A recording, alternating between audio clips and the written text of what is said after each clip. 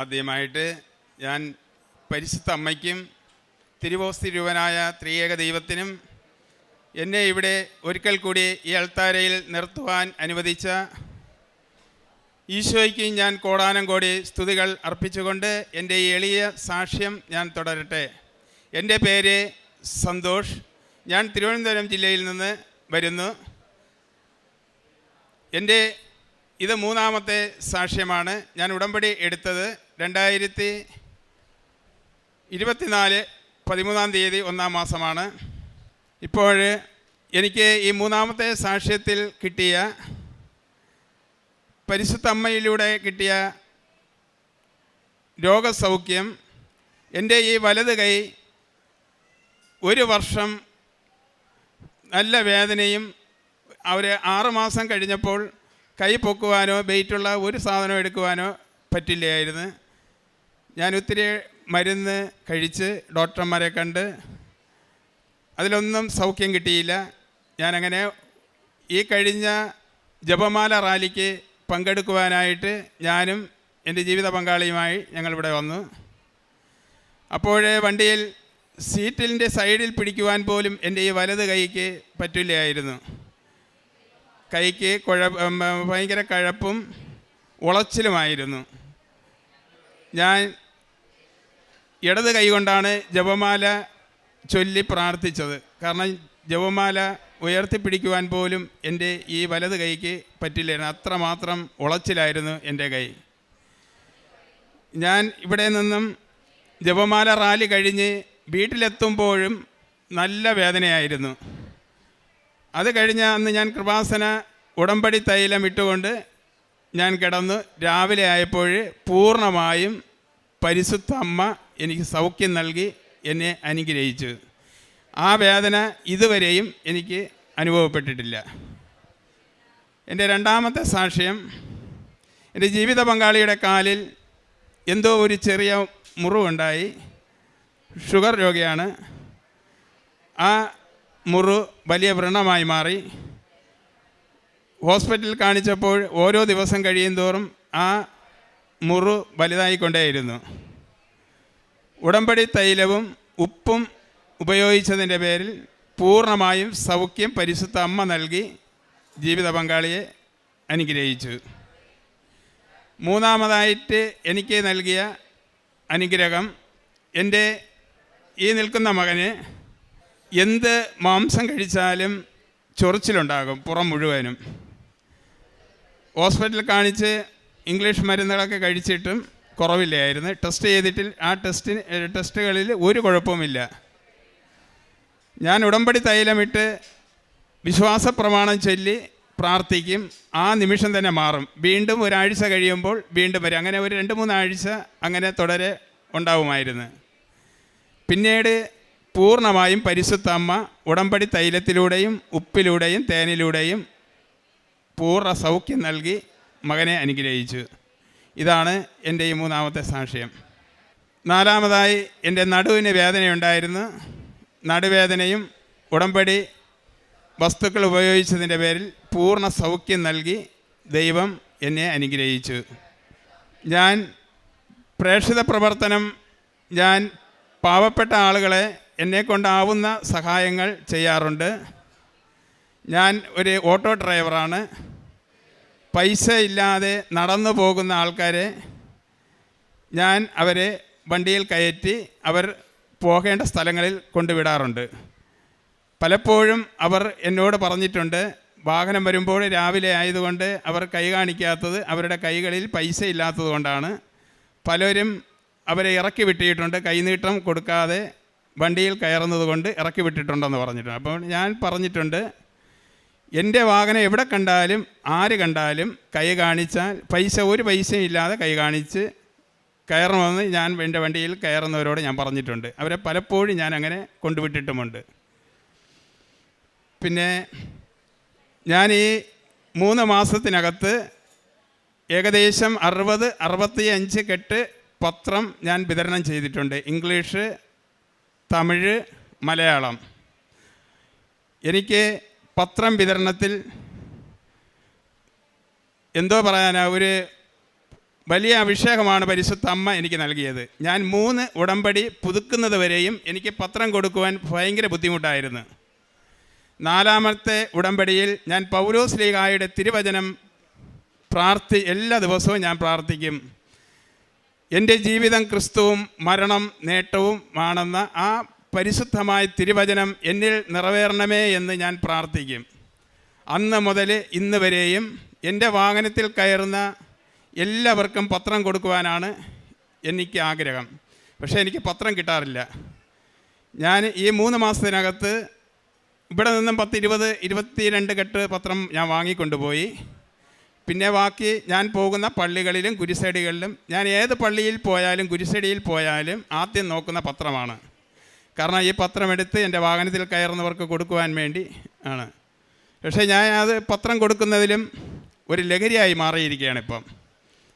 എത്രത്തോളം പത്രം കൊടുക്കുവാൻ എന്നെക്കൊണ്ട് കഴിയാതിരുന്നോ അത്രമാത്രം 100 മടങ്ങ് പരിശുദ്ധ അമ്മ ഈശോയിൽ നിന്ന് പത്രവിതരണത്തിനും ഈശോയെ സാക്ഷ്യപ്പെടുത്തുവാനും എനിക്ക് അതിന് കഴിവ് നൽകിക്കൊണ്ടിരിക്കുന്നു. അതിന് ഞാൻ കോടാനം കോടി സ്തുതി പരിശുദ്ധ അമ്മയിലൂടെ ഈശോയ്ക്ക് ഞാൻ നേരുന്നു. പിന്നെ ആഴ്ചയിൽ ഞാൻ ഉടമ്പടി എടുത്ത അന്ന് മുതൽ ഇന്ന് വരെയും എല്ലാ ആഴ്ചകളിലും ചൊവ്വാഴ്ചയും വെള്ളിയാഴ്ചയും ഉപവസിക്കാറുണ്ട്. ഉടമ്പടി എടുക്കുന്നതിന് മുമ്പ് ഒരു ദിവസം പോലും ഞാൻ ഉപവസിക്കാൻ എനിക്ക് പറ്റില്ലായിരുന്നു. ഞാൻ ഡിവൈൻ ധ്യാന കേന്ദ്രത്തിൽ ധ്യാനം കൂടാൻ പോകുമ്പോൾ രോഗികളും മറ്റ് മരുന്ന് കഴിക്കുന്നവരും വാങ്ങുന്ന കൂപ്പൻ വാങ്ങുമ്പോൾ ഞാനും എണീറ്റ് നിന്ന് അവർക്കൊപ്പം കൂപ്പൻ വാങ്ങി ഭക്ഷണം കഴിച്ചിട്ടുള്ളവനാണ്.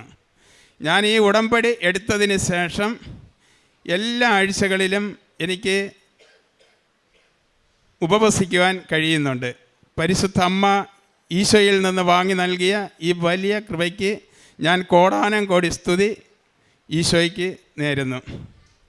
അതോടൊപ്പം തന്നെ എൻ്റെ മകൻ സൈക്കിളിൽ നിന്ന് കഴിഞ്ഞ മാസം വീണ് വലിയ അപകടമായിരുന്നു. പരിശുദ്ധ അമ്മ നിസാര പരിക്കുകളോടുകൂടെ മകനെ ആ അപകടത്തിൽ നിന്ന് രക്ഷിച്ചു.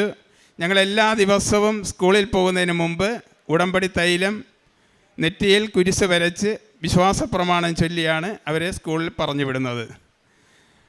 അതുകൊണ്ട് മാത്രമാണ് വലിയ അപകടത്തിൽ നിന്ന് പരിശുദ്ധ അമ്മ മകനെ രക്ഷിച്ചതെന്ന് ഞാൻ വിശ്വസിക്കുന്നു. ഇനി എൻ്റെ ജീവിതം പൂർണ്ണമായിട്ടും ഞാൻ ജീവിച്ചാൽ ക്രിസ്തുവിന് വേണ്ടി മാത്രം ജീവിക്കും, മരിച്ചാൽ ക്രിസ്തുവിന് വേണ്ടി മാത്രം മരിക്കണമെന്നുമാണ് എൻ്റെ ആഗ്രഹം. പരിശുദ്ധ അമ്മ അതിനെന്നെ സഹായിക്കട്ടെ എന്ന് അമ്മയോട് ഞാൻ യാചിക്കുന്നു.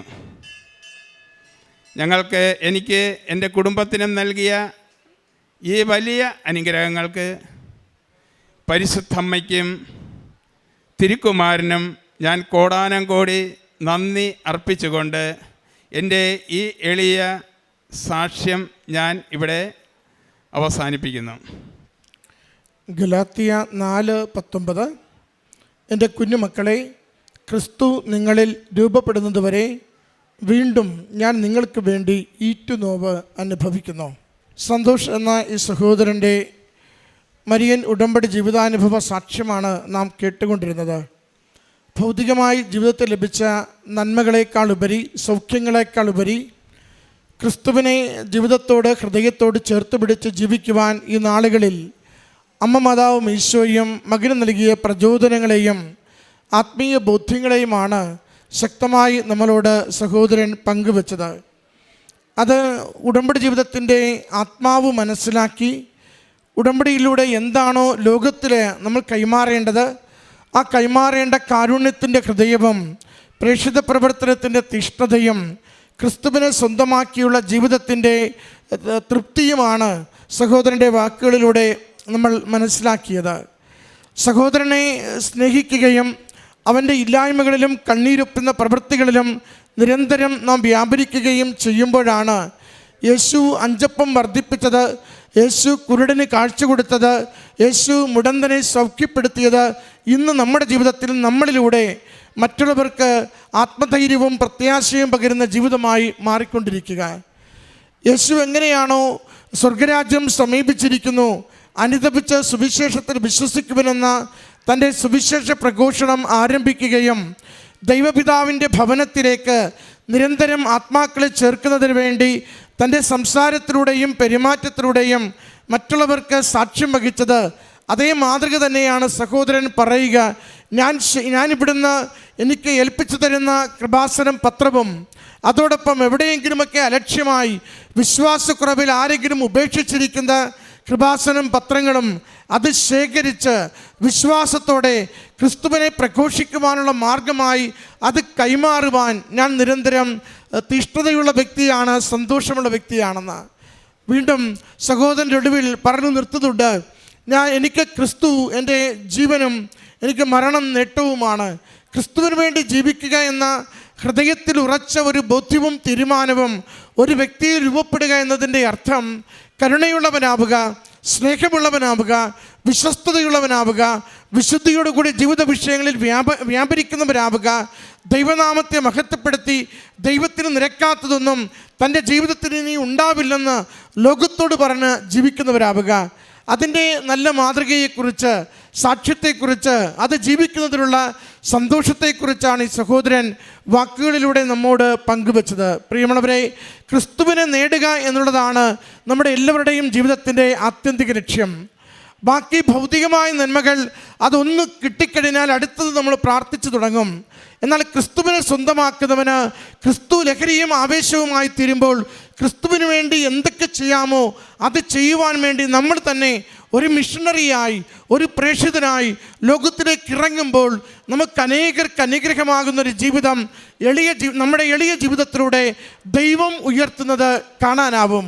അതുകൊണ്ടാണ് സധൈര്യം എല്ലാവരോടും പറയാനാവുക, എൻ്റെ വാഹനം ഏത് വഴി വന്നാലും നിങ്ങളുടെ കരങ്ങളിൽ ഒന്നുമില്ലെങ്കിലും കൈനീട്ടി നിർത്തിക്കൊള്ളുക, ഞാൻ നിങ്ങളെ എത്തേണ്ടടുത്ത് എത്തിച്ചു കൊള്ളാം, പണമില്ലെന്നോർത്ത് പ്രയാസപ്പെടേണ്ടെന്ന്.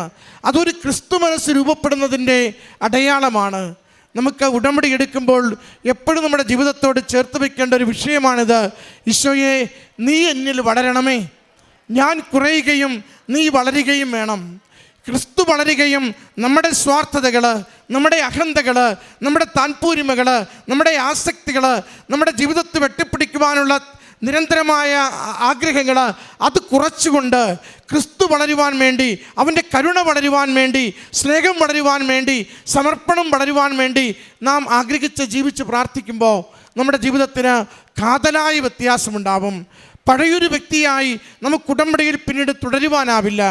ക്രിസ്തുവിനെ നിരന്തരം കൈമാറുകയും പ്രഘോഷിക്കുകയും ക്രിസ്തു ജീവിച്ചതുപോലെ ജീവിക്കുവാൻ നമ്മളെ ശക്തിപ്പെടുത്തുകയും ചെയ്യുന്നൊരു വ്യക്തിയായി മാത്രമേ നമുക്ക് ലോകത്തിൽ ജീവിക്കുവാനാവുകയുള്ളൂ. അതിൻ്റെ ഒരു തുടക്കവും അതിൻ്റെ ഒരു തീഷ്ണതയും അതിൻ്റെ ഒരു ആവേശവുമാണ്, ആഗ്രഹവുമാണ് സഹോദരൻ്റെ വാക്കുകളിൽ നമ്മൾ കേട്ടത്. പ്രിയമുള്ളവരെ, ഉടമ്പടിയുടെ ആത്യന്തിക ലക്ഷ്യം ക്രിസ്തുവിനെ നഷ്ടപ്പെടുത്താതെ ജീവിതത്തോട് ചേർത്ത് പിടിച്ച് സ്വന്തമാക്കുക, ക്രിസ്തു വാഗ്ദാനം ചെയ്ത നിത്യജീവിതത്തിലേക്ക്, നിത്യതയിലേക്ക് ഉറച്ച ചുവടുകളോടുകൂടി ഈ ലോകത്തിൽ നമ്മൾ സഞ്ചരിക്കുക. അങ്ങനെ ക്രിസ്തു സ്വന്തമായൊരു ജീവിതത്തിന് വേണ്ടി ആഗ്രഹിച്ച് പ്രാർത്ഥിക്കാം. ഈ കുടുംബത്തിന് ലഭിച്ച എല്ലാ അനുഗ്രഹങ്ങൾക്കും ആത്മീയ ബോധ്യങ്ങൾക്കും നന്ദി പറഞ്ഞുകൊണ്ട് കരങ്ങളടിച്ച് നമുക്ക് ഈ സാക്ഷ്യം ദൈവസന്നിധിയിൽ സമർപ്പിക്കാം. അത്യപൂർവ ദൈവാനുഭവങ്ങൾ ഇനി നിങ്ങൾക്കും സ്വന്തം. ഈ യൂട്യൂബ് ചാനൽ ഇതുവരെ സബ്സ്ക്രൈബ് ചെയ്തിട്ടില്ലെങ്കിൽ ഇപ്പോൾ തന്നെ സബ്സ്ക്രൈബ് ചെയ്യുക. ഈ വീഡിയോ ഇപ്പോൾ തന്നെ നിങ്ങളുടെ സുഹൃത്തുക്കൾക്ക് ഷെയർ ചെയ്തുകൊണ്ട് കർത്താവിൻ്റെ പ്രേക്ഷിതരാകുക.